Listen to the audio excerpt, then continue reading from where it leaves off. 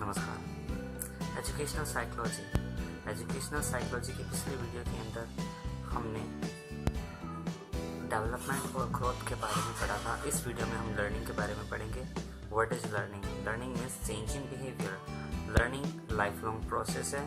ये एक mental process है और स्टार्टिंग फ्रॉम बर्थ होती है। इसकी मेन कंडीशन है कि लर्निंग के लिए experience, motivational, trail and error and practice और रेजिस्टेंस, ये सब होने बहुत ज़रूरी हैं। अगर किसी बच्चे को अच्छी तरह लर्निंग करानी है तो उसके लिए मेन कंपोनेंट यही है। लर्निंग की कुछ मैक्सिमम डेफिनेशंस जो बार बार एग्जाम के आते रहती हैं वो हमारी हैं। गेस्ट के डेफिनेशंस पहले डेफिनेशन है जिसके according experience and training can be able to change the behaviour. Second है स्कीमर की favorable conditions can change the behavior. And third, grow. Learning is acquisitions of habit, knowledge and characteristics. Fourth definition is Guilford. Whenever there is a change in the behavior due to change in behavior is called learning. Pavlov कहता है when there is a change of behavior due to change in previous experience is called learning. S.S. चैतन्य का मानना है कि the main aim for learning is change in behaviour. Woodford कहता है acquisitions of knowledge and new experience is the process of learning. Here principle of learnings are four. First, laws of readiness, laws of experience, laws of effect and third, law of multiple response, attitude, frequency of elements, response.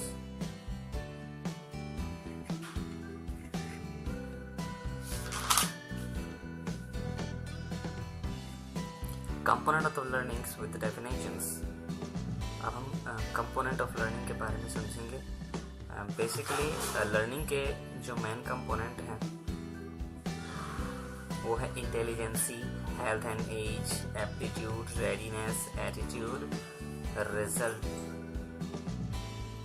Teaching ability, mastery in teaching. तो ये सभी वो component हैं जिसके कारण learning affect होती है और इफेक्ट भी होती है। दोनों तरीके से इसके अंदर चेंजेस आ सकते हैं। और इसकी डेफिनेशन से पहले तीन मेन साइकोलॉजिस्ट समझते हैं कौन कौन से हैं वो। B.O. स्मिथ, पहला B.O. स्मिथ है। उसके according learning is unthought process of body, gesture as well as their interrelations of mental process between them. दूसरा है थॉमसन F. ग्रीन। इनके according the mean of a learning is change in the behaviour but it may occur in or not. हैसफोर्ड कहते हैं अपनी book में, जिस book का नाम था प्रिंसिपल ऑफ इंस्ट्रक्शंस, इन्होंने बताया स्टूडेंट, टीचर, करिकुलम और टीचिंग मेथड का आपस में क्या रिलेशन है। इसके बाद सभी एग्जाम में जिसमें साइकोलॉजी आती है उसमें ये टॉपिक बार बार आया है। ट्रांसफर ऑफ लर्निंग तो पीटरसन के according transfer of learning means utilization of knowledge in various part of life. Here transfer of learning is of three type. First, positive, second, negative, third is zero. Positive transfer means जब हम पिछले knowledge को नए knowledge में use करें और वो knowledge हमें काम दे, हमें बेनिफिट दे, तो वो हमारा पॉजिटिव ट्रांसफ़र होता है। दूसरा है नेगेटिव ट्रांसफ़र जब प्रीवियस नॉलेज अफेक्ट हो हमारे पुराने नॉलेज से तो हमारा नेगेटिव ट्रांसफ़र कहलाता है। और थर्ड है zero transfer means no change, जब हमारी पुरानी वैल्यू, पुरानी नॉलेज का नए नॉलेज के साथ कोई लिंक नहीं होता तो इस प्रकार की नॉलेज जीरो ट्रांसफ़र कहलाती है। फॉर एग्जांपल अगर कोई साइंस साइड का स्टूडेंट है, उसने बायोलॉजी ले रखी है और वो अगर इंजीनियरिंग करता है तो बायोलॉजी का इंजीनियरिंग में कोई रिलेशन नहीं होता। Third is next is vertical transfer and horizontal transfer.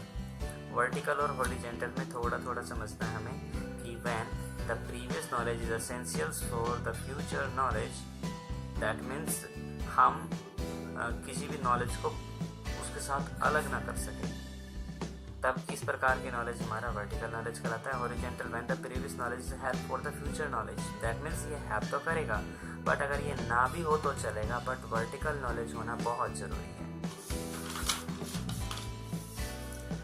Theory of learning ये पेपर का मेन पार्ट है जो कि एग्ज़ाम में 9.9 बार पूछा गया है। इसमें कुछ स्पेशल डेफिनेशंस है जो बार बार आई हैं और उनकी थ्योरियाँ हैं, वो थ्योरी हमें याद रखनी होगी। थ्रोनडाइक ने एक थ्योरी थी जिसका नाम है SR थ्योरी और ट्रेल एंड एरर थ्योरी। इस थ्योरी में एक्सपेरिमेंट कैट के ऊपर किया गया था। नेक्स्ट है गैसलेट थ्योरी। गैसलेट थ्योरी में थ्योरी ऑफ ऑपरेंट कंडीशन, जिसका नाम था सेल्फ और इनसाइट मोटिवेशनल। मैन है इसका नाम इनसाइट मोटिवेशन थ्योरी। इसमें चिंपैंजी पर एक्सपेरिमेंट किया गया था। ये basically need is the first motivations. Spearman GS factor theory है जिसमें जर्नल एंड स्पेशल दो प्रकार के इंटेलिजेंस होती है। इसके आधार पर भी प्रॉब्लम सॉल्विंग बेस्ड था ये हमारी लर्निंग की थ्योरी। इसके बाद है स्किनर की थ्योरी का नाम है classical and operant conditional theory. ये पॉजिटिव रेनफोर्समेंट और मोटिवेशन पर डिपेंड करती है। अगला हमारा negative reinforcement development theory.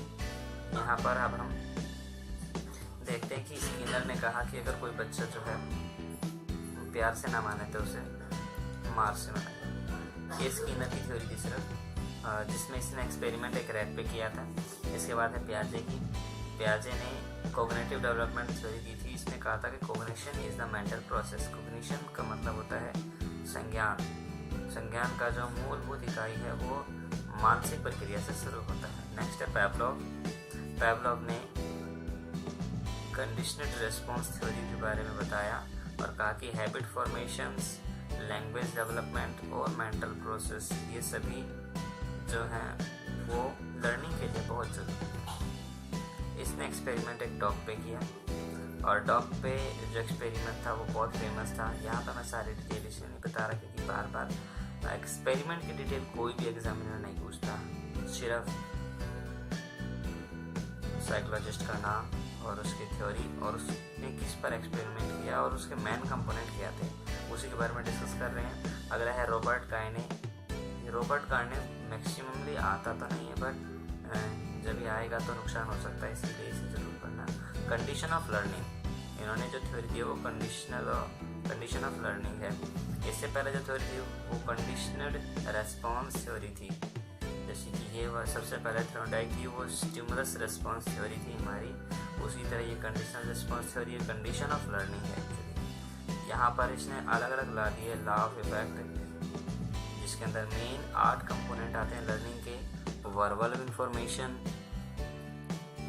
Intellectual, cognitive, motor skill और एटीट्यूड। इसके बाद है बंडूरा ने cognitive and social learning theory बताई, जिसके according learning due to social like TV, fashion show.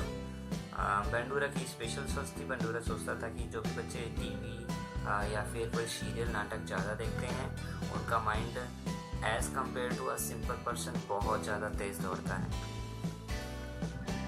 Next है अब एक करके थ्योरी को थोड़ा स्पेशलाइज रूप में पढ़ेंगे ताकि हम कोई भी कंपोनेंट छोड़े ना। ये एक शॉर्ट समरी थी जिसके आप स्क्रीनशॉट लेकर अपने पास रख सकते हैं। ये अब मैं उन सबकी फुल फॉर्म बता रहा हूँ, सबके एक्सपेरिमेंटल कंपोनेंट के बारे में एक शॉर्ट रिव्यू दे रहा हूँ। SR थ्योरी जिसको बोलते हैं stimulus response theory of learning, ये EL थ्रोनडाइक ने दी थी। थ्रोनडाइक जो अमेरिका का था, इनके according trail and error theory of learning जो है उसके मेन कंपोनेंट क्या है कि main focus on the skill acquisition. अगर किसी भी बच्चे को लर्निंग करानी है तो उसके लिए उसके स्किल को फोकस करना चाहिए। आल लर्निंग इज फॉर्म बॉन्डेड और connected between the stimulus response. जितनी भी लर्निंग है वो सभी स्टिमुलस रेस्पॉन्स से ही होंगी।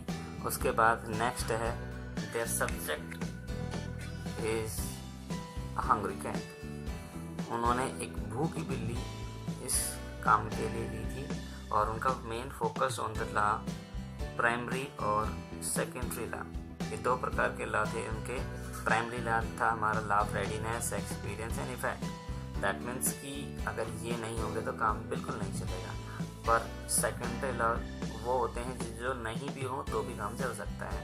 वो हैं law of multiple response, law of attitude, prepotency of element, law of response by the analogy and law of associate safety. Next है हमारा classical conditioning theory by Ivan Pavlov. Ivan Pavlov जो था ये Russian थे। इन्होंने बताया कि learning associated by the two form, first classical and second is operant conditional things. मतलब ये दोनों कंडीशनिंग जब तक नहीं लगेंगी तब तक बच्चा कोई लर्निंग एक्वाइज नहीं कर पाएगा। He used hungry dog for it. उसने हंग्री डॉग को लिया। Conditional stimulus like a dog dawdling when they hear the bell, it is called conditional response. And the process of learning is as natural stimulus to unconditional stimulus and unconditional stimulus to unconditional response. तो सबसे पहले हम किसी भी व्यक्ति को अगर कोई गाना सुनाते हैं तो उससे बोलते हैं कि इमेजिन करो कि आप सपने में कहीं किस कर रहे हो, एंड देन हियर, और फिर देखिए उसका हार्ट बीट बढ़ जाएगी। अब कंडीशनल रिस्पॉन्स क्या है कि इस समय अब हम उसको सिर्फ गाना सुनाएंगे और बिना उसे बताएं कि आपको क्या करना है क्या नहीं करना, ऑटोमेटिक उसकी हार्ट बीट बढ़ चुकी होगी। इस प्रकार जो रिस्पॉन्स आया वो कंडीशनल रिस्पॉन्स था। ये कंडीशनल स्टिमुलस हमने दिया था। अच्छा, यहाँ पर एक इम्पोर्टेंट फैक्ट, जो इम्पोर्टेंट बात वो ये है कि जो सॉन्ग है उसमें या फिर जो मोटिवेशन है, जो स्टिमुलस है, वो कभी स्मॉल नहीं होना चाहिए। अगर मोटिवेशन स्मॉल हो गया तो जो ये थ्योरी वर्क नहीं कर पाएगी। नेक्स्ट है operant conditional theory by the Skinner. B.F. Skinner बहुत ज़्यादा फेमस है थ्योरी, बट सारे कंपोनेंट ना करके हम इसे कुछ मेन फैक्ट करते हैं। The central concept of learning is reinforcement and stimulus. He used a red and pigeon. This theory is response oriented. Reflex action depend on the stimulus variations, and the type of reinforcement are two types, positive as well as negative. Fourth theory is of Bandura's social learning theory. Bandura states that motivation is must for the learning. This theory is mainly focused on the observations. He tells that process of learning is depend upon the observations, attitude, retentions, reproductions, motivation and reinforcement. Next, insight theory of learning. Insight theory of learning जो थी वो कैसलेट theory of learning कहलाती है। ये whole and part theory कहलाती है और ये कोलर, कोफका और वाइटमैन द्वारा दी गई एक कंबाइंड थ्योरी है। इस थ्योरी में जो मेन कंपोनेंट हैं वो कुछ इस प्रकार से हैं कि इन्होंने मेन एम्फेसाइज ब्रेन फंक्शन को किया, इन्होंने लेसन प्लानिंग पे फोकस किया और इन्हीं ने सबसे पहले लेसन प्लानिंग के बारे में समझाया। He used chimpanzee for their experiment. उन्होंने एक चिंपैंजी को लिया जिनका नाम सुल्तान था और इन्होंने उसके साथ एक्सपेरिमेंट करके ये पाया कि the learning should be encourage to discover the underlining nature of the topic और the problem. Gap in cognitives and disturbance are an important stimulus for the learning. Instructions should be based upon the law. There are 5 laws. First is proximity, second is closure, third similarity, and fourth is simplicity. Okay, the next is driving reduction theory. ये Clark हल ने दी। ये दोस्तों ये शायद आपने कभी सुनी ना हो, पर कई बार इस थ्योरी को कुछ छोटे मोटे एग्जाम में देखा गया, इसीलिए अगर Rpsc के एग्जाम में आती है तो आप इसको बिल्कुल ना छोड़ें। इसके इन्होंने 2 डिवाइसेस बताए, primary devices and secondary devices. अगर किसी लर्निंग को होना है तो primary devices thrust, hunger and sex. अगर किसी भी इंसान को इनके बारे में या फिर इनसे वंचित रखा जाए तो वो कभी भी लर्न नहीं कर पाएंगे। Secondary devices learning by conditioner. Actually they are use money as a subject, and the drive is essential in the order for the response to occur. Stimulus and response must be detected by the organisms in order to condition learning must be satisfied the learner's want. बहुत ही छोटी और unimportant theory. Next, very important, must theory is sign theory of learning. Actually ये theory थोड़ी बहुत इसलिए important है क्योंकि ये रैट पे हुई थी. तो रैट पे होने वाली दूसरी थ्योरी है ये हमारी कोग्निटिव थ्योरी. पर्सपेक्टिव बिहेवियरिज्म के ऊपर डिपेंड करती है. यहाँ पर cognition learning is sine learning and this theory is based on the motivationals with the need. देखिए ये तो रहे हमारी लर्निंग के बाद कुछ फिलोसफर हैं जिनके स्कूल के बारे में बार बार आया है. उनकी एक शॉर्ट समरी मैंने इस पेज पे लिखी है. आप इस स्क्रीनशॉट खींच के अपने पास रखिए या फिर देखते रहिए इसमें क्या क्या है. सबसे पहले है स्ट्रक्चरलिस्टिक स्कूल जो कि विलियम वंडूरा ने दिया था, विलियम वुंट ने दिया था. तो वुंट नाम से आपको बार बार पढ़ने को मिलेगा, चाहे B.Ed हो चाहे D.Ed हो. यहाँ पर ये संरचनावादी थे. थ्योरी ऑफ कॉन्शियसनेस इन्होंने दिया था. फंक्शनिस्ट स्कूल जो कि दुर्किम द्वारा बताया गया था, जिसका हिंदी है प्रकार्यवाद. इन्होंने society as a system follow किया था. Gestalt school Kohler Koffka and Wertheimer ने, जिन्होंने अंश की अपेक्षा संपूर्णता पर बल दिया था. अगला है आइडियलिज्म का जो मैन हेड है वो अरिस्टोटल है. प्रैग्मेटिज्म व्यवहारवादी जॉन डीवे जो इन्हीं का स्टूडेंट था. इन्होंने भगवान को माना था, अगस्त ने माना था. नेक्स्ट है प्रैग्मेटिज्म व्यवहारवाद जॉन डीवे. अगला है एग्जिस्टिज्म सोरेन और केरकेगार्डन ने इस थ्योरी को प्रतिपादित किया था. रियलिस्ट प्लेटो है अरिस्टोटल का स्टूडेंट. उन्होंने रियलिस्टिज्म के बारे में बताया और कहा कि गॉड नाम की कोई भी चीज़ एग्जिस्ट नहीं करती है, ये इंसान द्वारा बनाई गई खुद की मानसिक अवधारणाएं हैं. नेक्स्ट है